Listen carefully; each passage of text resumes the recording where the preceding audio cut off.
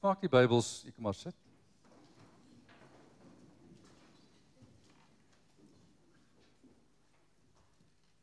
Maak die Bybels oop by Johannes 1. Laaste paar verse van hierdie hoofstuk, en 'n hoofstuk wat die Here vir ons gegee het, in besonder om Christus as God te leer ken. Wie hy geword het, sodat die wêreld hom kan ken, as verlosser en Messias. Die getuienis van Johannes die Doper het ons gewys dat ons die lam van God moet raak sien vir wie hy is. En die roeping van die eerste disippels is die subgedeelte waarmee ons nou besig is. Die disippels wat begin het met Andreas, Petrus en Johannes self, Johannes die evangelis. En dan vandag gaan ons saam lees vanaf vers 44 tot aan die einde van die hoofstuk. Voor ons dit doen, kom ons bid saam.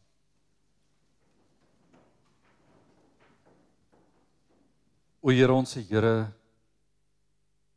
wat 'n voorreg om in U teenwoordigheid te mag wees. Dat U erediens vir ons gegeen word. Ja, tyd wat afgesonder is net vir U. Waar ons na U wil kom luister, om deur U verryk te word. Nie plek vir iets anders nie, maar net vir U. Verheerliking van geen ander saak of geen ander mens nie, maar net U. En is in hierdie afsondering wat ons in besonder U stem alleen wil hoor. En daarom is ons gebed dat U nou alles sal wegneem wat skeiding maak tussen ons en U. Alles wat in die wêreld daar buite is, wat saam met ons vanoggend hier ingekom het. Of wat nou ons aandag kan aftrek, ons bid Here dat U dit sal wegneem en dat U Gees nou kragtig sal spreek. Ons verstand sal verlig en verhelder, dat ons kan hoor wat ons moet hoor, sien wat ons moet sien en begryp wat U wil hê ons moet begryp. Dit bid ons in afwagting en behoefte in die naam van Christus Jesus, ons Here. Amen. Johannes 1 vanaf vers 44.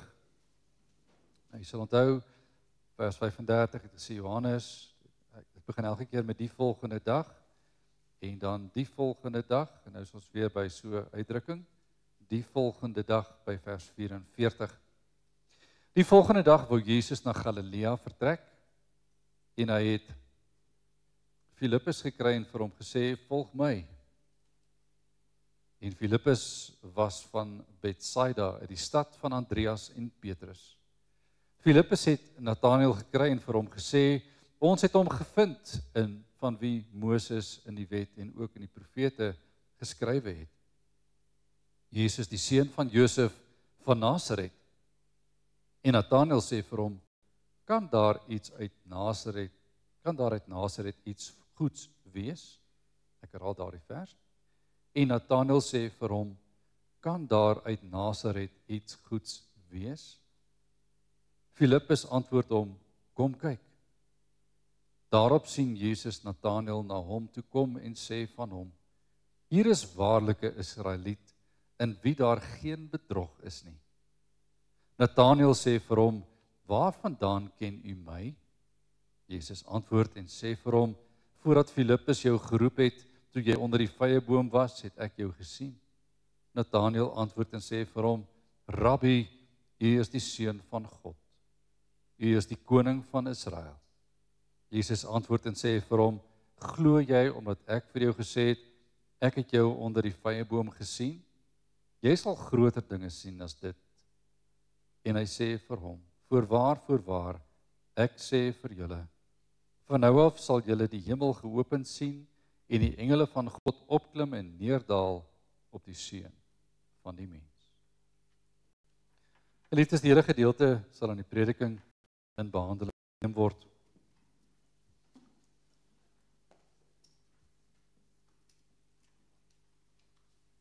Ons het al vir mekaar gesê, As Jesus vandag sou opdaag in ons midde, hoe sal ons weet dis hy? Jou konteks bepaal jou persepsie.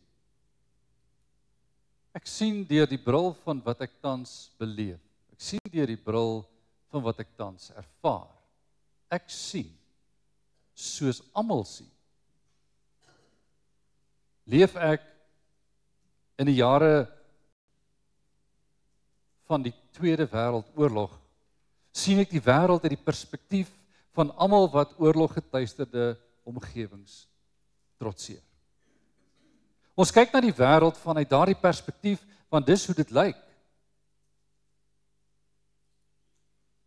Wie wil ek ontmoet? Wie vertrou ek? In die moderne tyd het niks verander nie. Persepsie word gevorm deur waar ek bly, waar ek woon, en my raamwerk om my bepaal hoe ek dinge sien. Wanneer die Messias verskyn en sy amptelike bediening begin, is die Jode van die eerste eeu, hier in die begin van die eerste eeu, die Jode met wie Jesus die Christus deel. Dis met wie hy werk. Dis die mense wat rondom hom elke dag is. Hy leef al ongeveer 30 jaar. Saam met hierdie mense sien hulle daagliks in die omgewing waar hy woon. En nou is hy besig om te reis. Nou begin hy met 'n reistog wat in 'n sikliese hoedanigheid sal plaasvind. Met ander woorde, 'n siklus van ons gaan hier reis, dan soontoe reis, dan daarna toe reis en eindig op 'n spesifieke plek. Jesus het 'n 3 jaar reisplan wat vir ons ontbloot word in die Nuwe Testamentiese evangelies.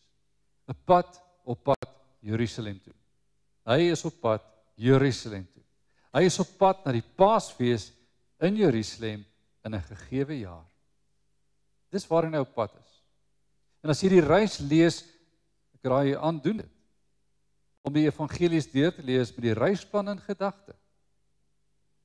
En Jesus is besig om te verskyn en sy voorloper, Johannes die Doper, het sy laaste woorde al gesê, belangrike woorde.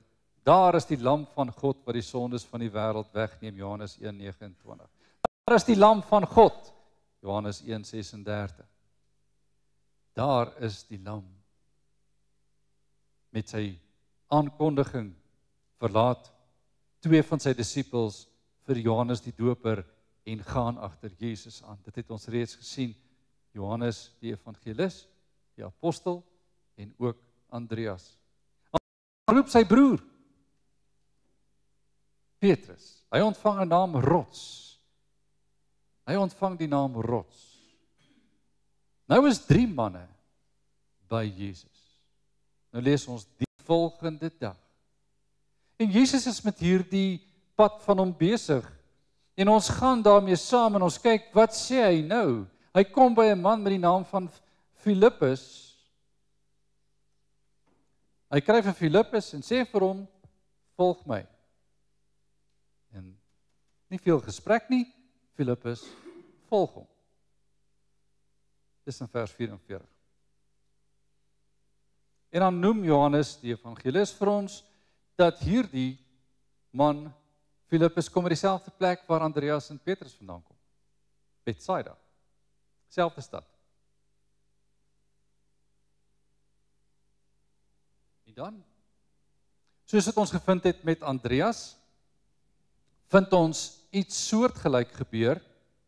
Andreas het gegaan en na sy broer toe gegaan en gesê, ek het hom gevind. Wie het jy gevind? Ek het die Messias gevind.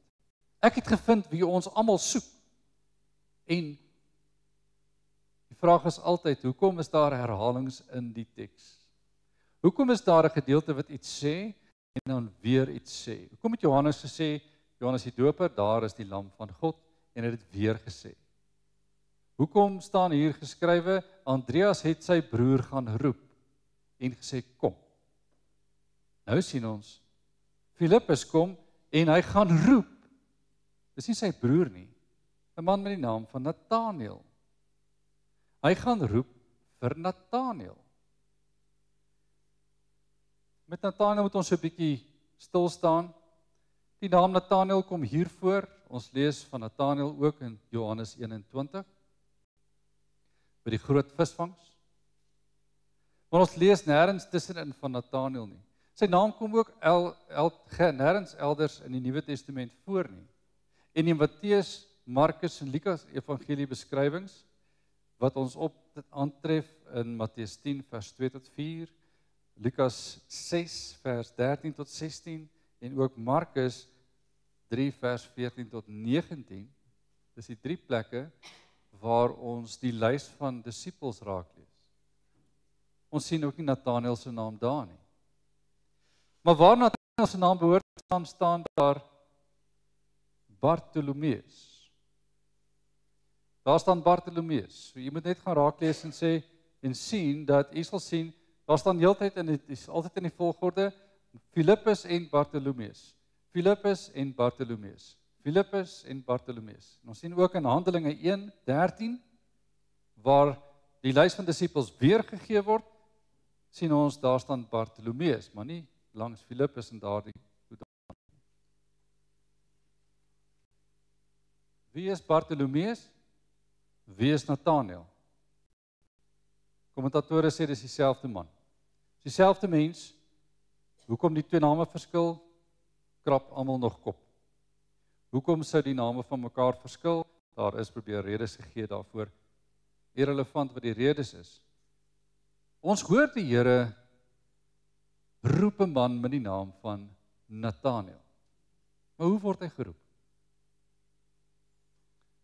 Wanneer Filippus geroep word en gesê word, volg my, volg hy dadelik, en dan gaan haal hy vir Nathanael. Hy word dus die een wat Nathanael roep tot diens. En sy ontmoeting met Nathanael, in hierdie geval, ons blootstelling van Nathanael, is die woorde wat Filippus vir hom sê, ons het hom gevind. Ons het hom gevind. Daar wil ons meer as een. Ons het hom gevind van wie Moses in die wet en ook die profete geskrywe het. Dis vers 46. Ons het hom gevind van wie Moses en die profete geskrywe het. Wat is Moses en die profete? Moses, daar's nie 'n boek met die naam van Moses nie. Daar's 5 boeke van Moses. Genesis, Exodus, Levitikus, Numeri en Deuteronomium. Die eerste 5 boeke van die Ou Testament staan bekend as die boeke van Moses.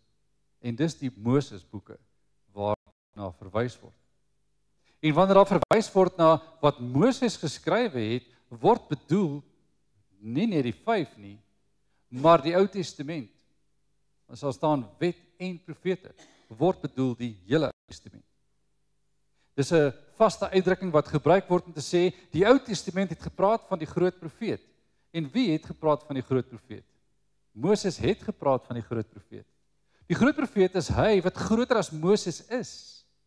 Wat later sou kom, wat sou wees groter as Moses in terme van die verlossingswerk. Moses was 'n instrument, 'n profeet in die hand van die Here. En Moses moes die werk doen wat die groot profeet moes doen. Jy sal onthou so 'n tydjie terug in hierdie selfde reeks het ons gehoor dat die owerpriesters het gekom na Johannes die Doper en hom gevra, maar wie is jy? Is jy dalk die groot profeet? Daardie groot profeet? Dis wie Jesus is. Hy is die groot profeet. Johannes sê, ek is nie die groot profeet nie, waarna verwys was nie. Johannes is dit beslis nie, maar Jesus is dit wel. So wanneer hier in vers 46 vir ons geskryf word, dit wat Nathanael hoor vanaf Filippus, ons het hom gevind van wie Moses in die wet en die profete geskrywe het. Daar word geskrywe dat daar een moet kom. Ons het hom gevind. Hy is die Messias. Wie is hy? Jesus. Die seun van Josef van Nasaret. Nathanael hoor, sê weer, Jesus, die seun van Josef van Nasaret. En dan kan jy maar die frons op sy gesig sien. Want Nathanael antwoord in vers 47, kan daar uit Nasaret iets goeds wees? Kan daar uit Nasaret iets goeds wees? Want daar was nêrens opgeteken in enige profesie dat 'n profeet uit Nasaret gestuur is. Hoekom sal die profeet uit Nasaret kom? Nasaret is geleë in Galilea en die Galileese area of die streek Galilea was ook bekend as 'n streek wat agterlik was. Wat is agterlik? Agterlik is 'n plek waar jy graag nie wil wees nie. Dis nie 'n plek wat jy wil assosieer met konings nie. Dis nie 'n plek wat jy wil assosieer met vername mense nie. Hulle moet uit Jerusalem uitkom. Hulle moet uit die vername plekke uitkom. Hulle kan selfs uit Bethlehem uitkom, maar hoekom uit Nasaret? Hoekom uit Nasaret? Hoekom moet die Messias uit Nasaret kom? Hoe kan hy uit Nasaret kom? Kan daar iets goeds uit Nasaret kom? En ons weet Galilea was 'n plek wat bekend was, daar was selfs 'n dialek, 'n manier van praat wat bekend was. Wanneer Petrus ten tye van die kruisiging van Jesus by die verhore nog in die binnehof bymekaar kom, sê die diensmeisie, maar jy is van hulle, ons hoor hoe praat jy? Ons hoor hoe praat jy? Dis soos iemand wat uit die Noord-Kaap uitkom of ergens daar, en ons luister na hulle aksent. Ons hoor, maar jy kom uit die Kaap uit, of 'n deel van die Kaap. Jy praat soos hulle. Jy praat soos hulle. 'n Unieke eienskap van die taalgebruik en die manier van praat in ons land, en ons streke in ons land. Jy's in Suid-Afrika, maar jy klink nie so nie. Jy klink soos daai deel, of jy klink soos daardie deel. Ons het dialekte. En so was daar 'n dialek, maar daar was ook 'n bepaalde kultuur, en daar was ook 'n bepaalde agting of minagting van daardie streek Galilea. En as Nathanael hoor, Jesus, die seun van Josef, met ander woord, Jesus, die seun van Josef, 'n nie bekende man, nie 'n vername man, hy het nie geskiedenis, hy het nie agting nie, hy het nie status nie. Hoe kan die Messias kom uit Nasaret, en wie is Josef? En kan daar iets goeds dan uit Nasaret kom? En dis tot hier waar Filippus probeer evangeliseer. En sê, man, kom net. Kom kyk. En hier het ons iets om te leer in terme van evangelisasie. Want baie mense sal op baie verskillende maniere jou probeer nader trek. Sê, kom kerk toe, sleep jou kerk. Kerk toe, wat 'n kerk? Wie preek vandag? Wie is aan die woord? Is hy dalk 'n vername man? Miskien moet ons na hom gaan luister. Dalk het hy sy woorde meer gesag as 'n ander. Hy preek so moeilik. Ek kan nie verstaan wat hy sê. Weet jy wat, is nog 'n bietjie vroeg. Ek sien nie kans om vanoggend te gaan nie. Hoeveel redes kan mense uitdink? Hoe vinnig voor ons 5 redes het hoekom ons nie gaan nie? Wat is makliker om te sê, ek het nie lus nie? Of ek het hierdie baie goeie rede, ek kan nie vandag daar wees nie. Of ek wil nie gaan nie, ek het nie lus nie. En ek het baie redes om dit te verduidelik. Is dit 'n frustrasie waarmee u ook deel? As by u geen ander behoefte of begeerte om in die huis van die Here te wees, onder die geklank van sy woord, en tog is daar mense wat vandag iets anders gaan doen wat vir hulle veel beter is, veel lekkerder is, veel nader aan die hart is, terwyl u brand om daar te wees, en wil jy nie saamkom nie?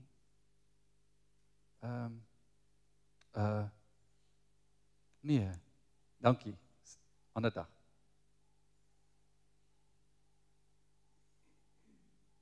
Maar hy gaan. En dan kom hy by Jesus en hy so aangestap kom en hy's naby aan Jesus. Nou hoor ons hierdie woorde. Hoor hierdie getuienis.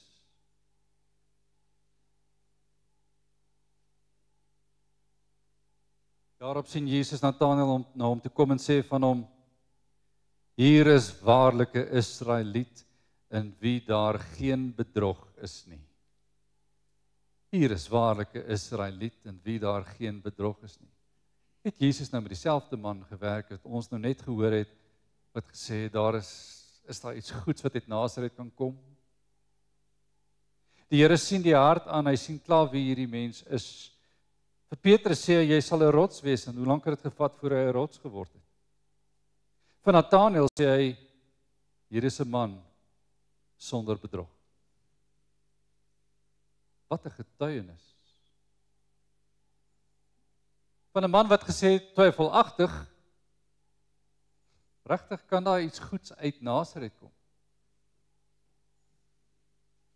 En dan wanneer hierdie woorde gespreek word, is Nathanael se reaksie verder, en hierdie is verstommend. Jesus sê maar, ek het jou gesien toe Filippus jou geroep het onder die vyeboom. Van waar ken u my? Van waar ken u my? Kans is baie goed dat hy nog nie vir Jesus ontmoet het nie, en dat hierdie 'n eerste ontmoeting was. Daar was nie 'n gesprek nie, daar was nie 'n raakpunt waar hulle lewens aan mekaar kon raak nie. Hoe weet Jesus waar hy gesit het toe Filippus met hom gepraat het? Hoe weet hy dit?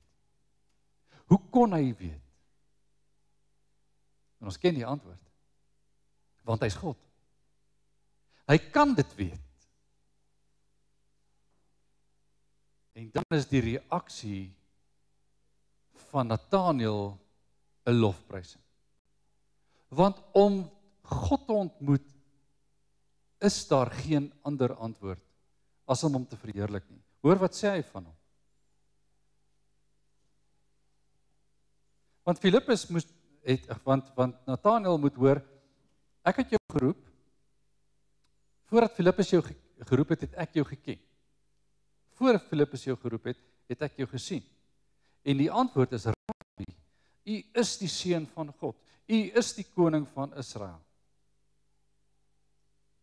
Rabbi eerstens, 'n leermeester. U is die seun van God. Die getuienis van getuienisse. Hy erken sy godheid. En dan erken hy dat hy 'n koning is. En dan is Jesus se vermanende woord amper hierdie volgende vers. Wat sê, glo jy omdat ek jou gesê het, ek het jou gesien onder die vyeboom? En hy gee hom die kans om dan verder te antwoord. Want wat sal ons doen? As ons verbuister word met die grootheid van 'n wonderteken, van ek het presies geweet waar jy was en toe jy wat gedoen het, of enigiets anders.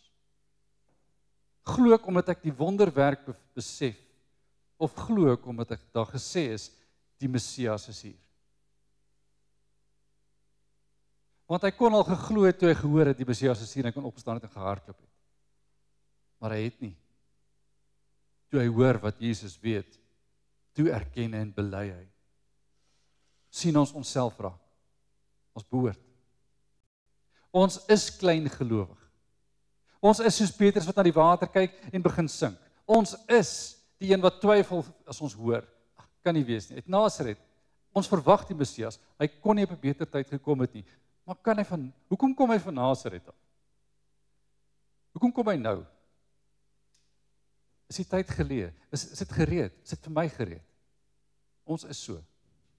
Dis ons swakheid, dis ons sonde, dat ons volgens ons standaard, ons ruimte, ons plek, ons behoefte wil hê dit moet gebeur. Ons persepsie moet pas. Ons moet gemaklik wees met hoe hy lyk, hoe hy homself voorstel.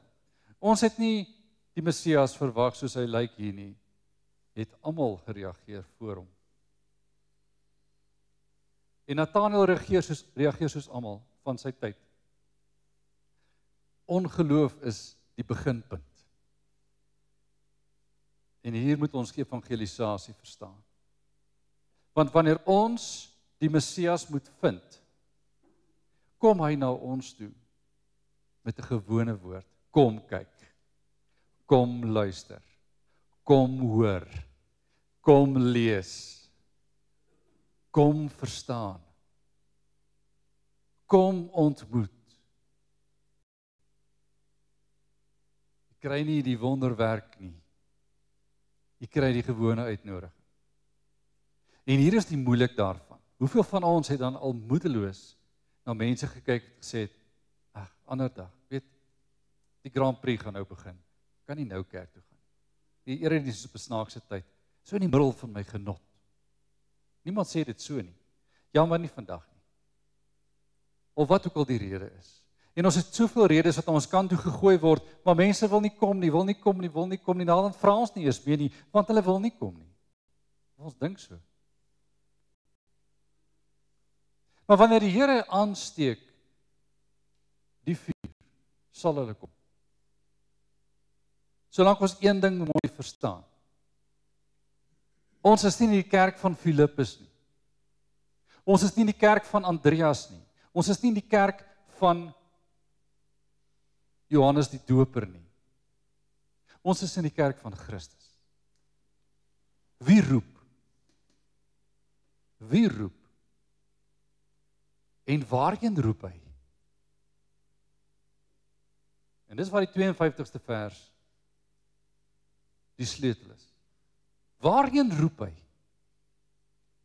In vers 52 lees ons die woorde en hy sê vir hom, voorwaar, ek sê vir julle, van nou af sal julle die hemel geopend sien en die engele van God opklim en neerdal op die seun van die mens.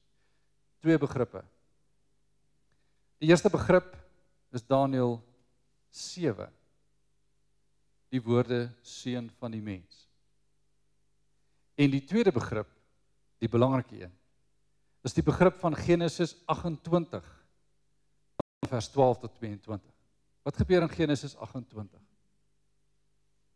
In Daniël 7, wat ek eers net noem, waar die term die seun van die mens gebruik word, is dit slegs in Daniël waar die seun van die mens gebruik was as 'n vooruitwysing na die Messias. Wanneer Jesus hierdie term begin gebruik vir homself, sê hy, ek is die Messias. Ek is die Messias. Ek is die Messias. Jy moet dit hoor.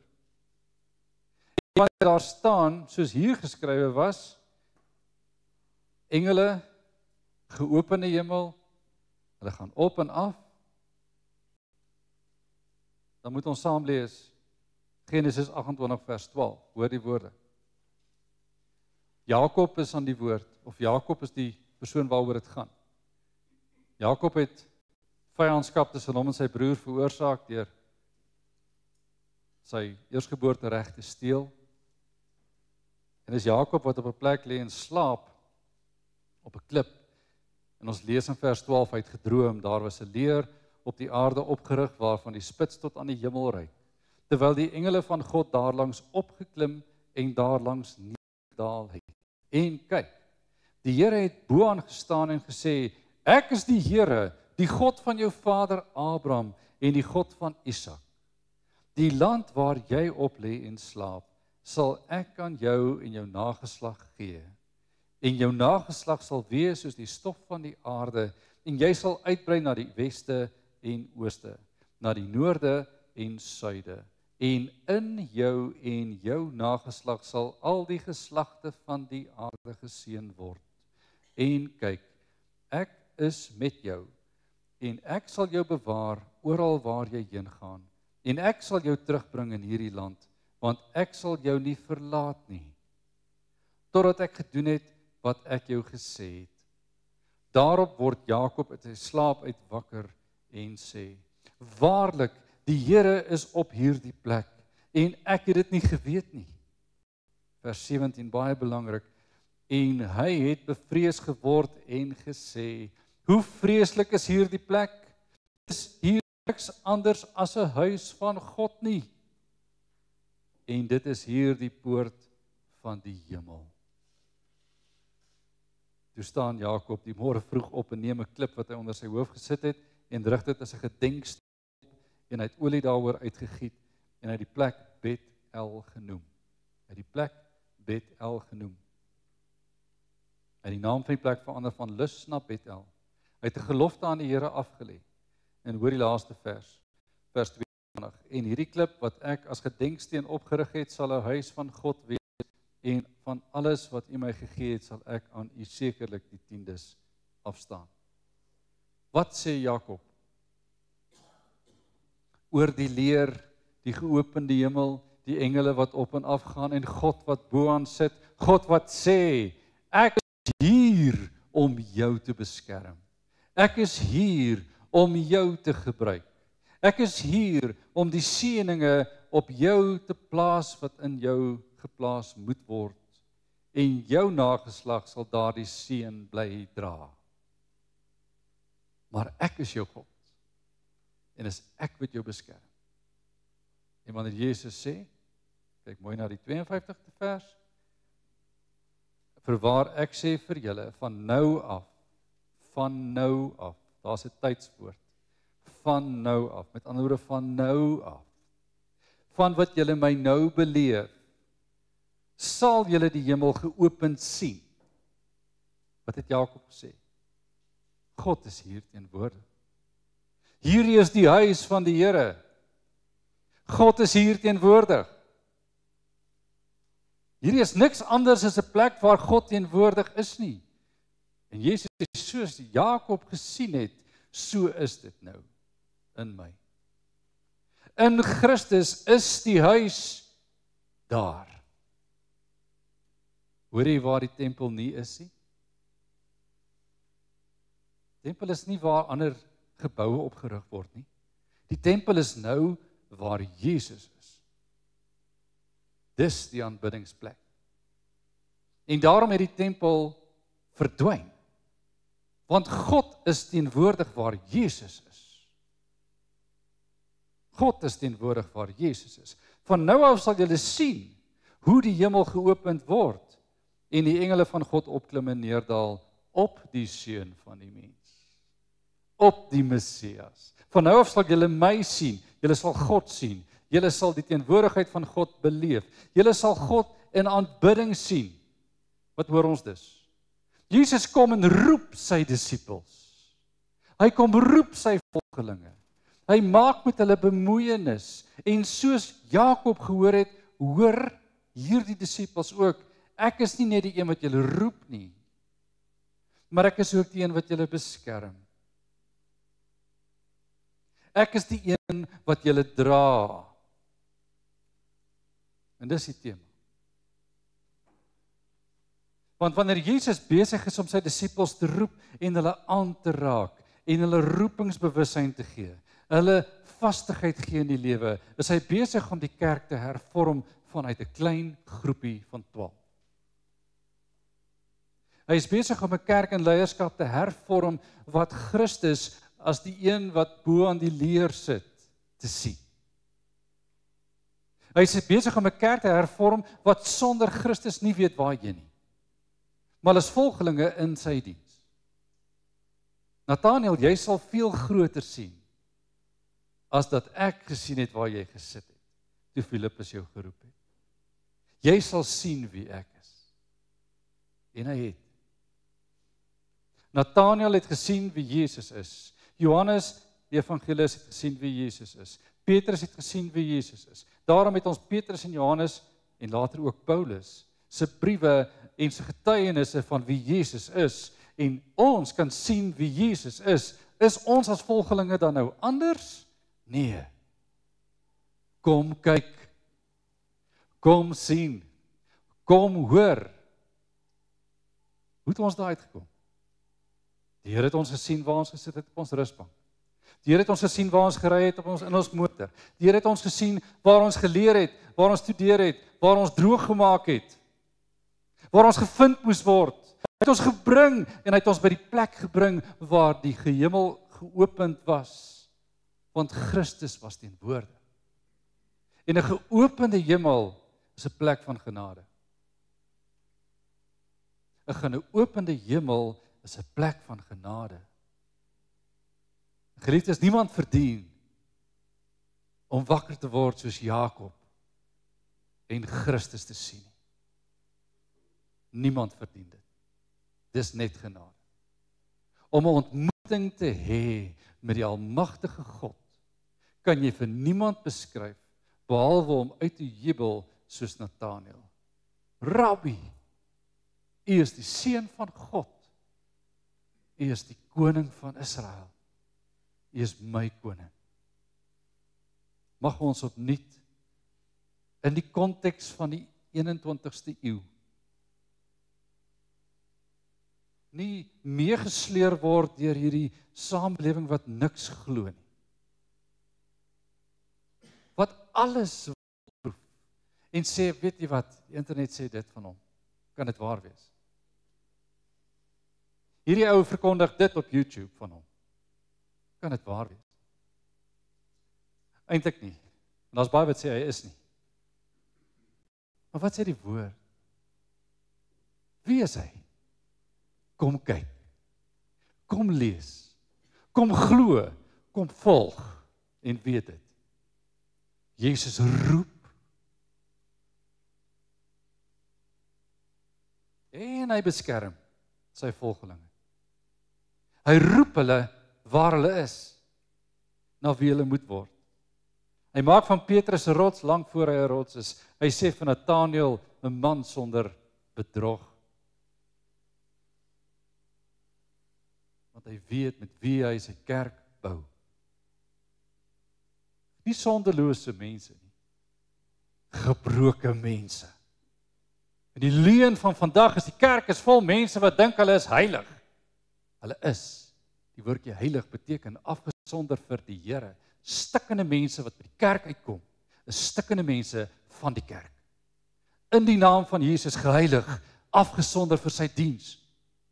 En die afgryslike woord heilig, wat beteken upstairs, hoogdrawend, hoogmoedig. Hulle hoort nie hier nie. Hulle hoort nie hier nie. Want hulle weet nog nie wat soek hulle nie. Elkeen wat glo dat die kerk net bedoel is vir 'n paar mense wat uitgesonder is, verstaan nie wie Jesus is. Die woordjie heilig het so verdraaid geraak in ons konteks, dat ons nie verstaan dat almal is heilig in die naam van Jesus Christus beskou word nie. Jy word juis uit hierdie wêreld uit onttrek en begin om herstel te word. Ons word herstel, ons word herbou en die volgelingskap in Jesus Christus is 'n proses tot die dood toe. Want die dood aan die kruis van Christus het ons gebring by hervorming en daarom word volgelinge gelei terwyl hulle groei, beskerm sodat Christus verheerlik mag word. Sien die proses. Kom kyk. Jy wat nog nie kom kyk het nie, kom lees. Kom luister, kom volg, want hierdie vers word so ontblotingsvers van die res van hierdie boek. Jy lees hoofstuk 2 en wat gebeur? 'n Bruilof met 'n probleem. Hoofstuk 3. 'n Priester, 'n Fariseer met 'n probleem. Hoofstuk 4. 'n Samaritaanse vrou by 'n put met 'n probleem. Maar wie is daar? Die Christus. Blaai en jy vind al die probleme van hierdie wêreld met een oplossing. Daar is net een. Vind hom. Maar moenie ophou lees nie. Er is nog een boodskap oor in hierdie reeks. Maar moenie ophou lees nie. Ons het hom gesien. Ons het hom gehoor. Ons het gehoor hoe roep hy. Kom ons volg in sy spore. Amen. Ons bid saam.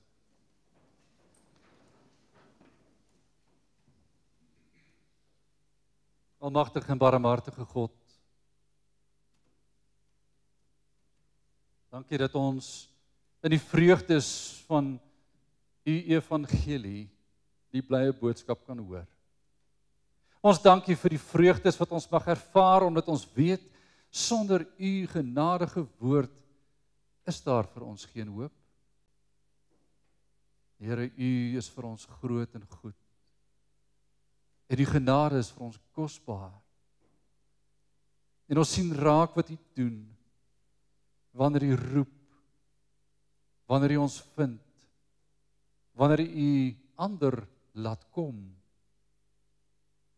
dan weet ons is nie ons nie, maar is u. Ons bid dat u genadige woord in hierdie tyd en dag en uur in hierdie wêreld verkondig mag word. En dat elkeen wat die woord hoor, nie sal wegskram nie, maar sal kom. sal hoor en sal vind. Ons bid vir ons tyd en dag, en ons bid dat hierdie dag ook geseën sal word, waar u woord ook mag weer klink. Aan u kom toe die eer, die dank, die lof en die aanbidding, in Christus Jesus naam. Amen.